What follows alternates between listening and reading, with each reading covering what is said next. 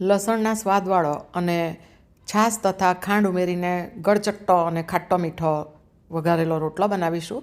તો આ ગઈકાલે મેં રોટલા બનાવ્યા હતા સાંજે, તો વધી પડ્યા છે 5-1 રોટલા. તો એને આ રીતે સવારે હું વઘારી દઈશ એટલે નાસ્તામાં પણ ચાલી જશે. તો હાથથી આ રીતે તોડી લેવાના.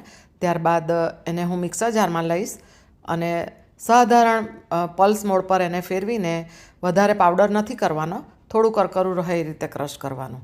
અને તમે આ પહેલાં સૌથી સ્ટાર્ટિંગમાં મેં જે ટુકડા કર્યા ને એ ફોર્મમાં પણ તમે વઘારી શકો.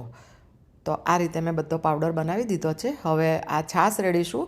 તો સાધારણ ખટાશવાળી છાશ છે અને રોટલાનું લેવલની ઉપર જાય એટલે કે ડૂબે એટલી છાશ લીધી છે અને ઢાંકીને 20 મિનિટ બાજુ પર રાખીશું. 20 મિનિટ બાદ હવે આપણે રોટલાને વઘારીશું.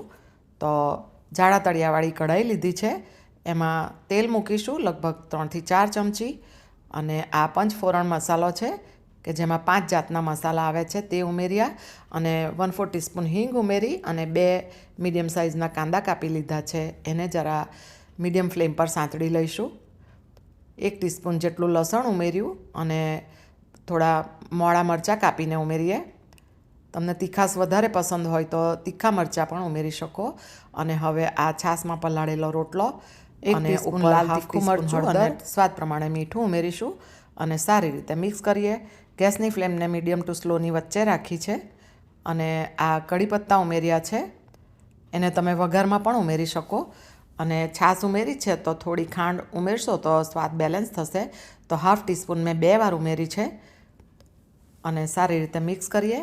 અને છાશ તથા રોટલો સરસ એક રસ થઈ જાય એ રીતે 5 થી 7 મિનિટ રાખીશું. અને હવે જુઓ આપણો રોટલો તૈયાર થઈ ગયો છે.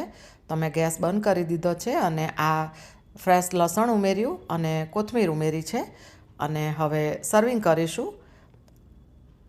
તો આ થયો આપણો ચટપટા સ્વાદવાળો, ગળ્યો, તીખો, લસણના સ્વાદવાળો અને ખાટો એવો. અને ઉપરથી થોડી સેવ મેં સર્વ કરી છે, જે કે બિલકુલ ઓપ્શનલ છે. સાથે લીંબુ મૂક્યા છે. તો આ થયો ગુજરાતીઓનો સૌથી ફેમસ અને સ્વાદિષ્ટ એવો વઘારેલો રોટલો.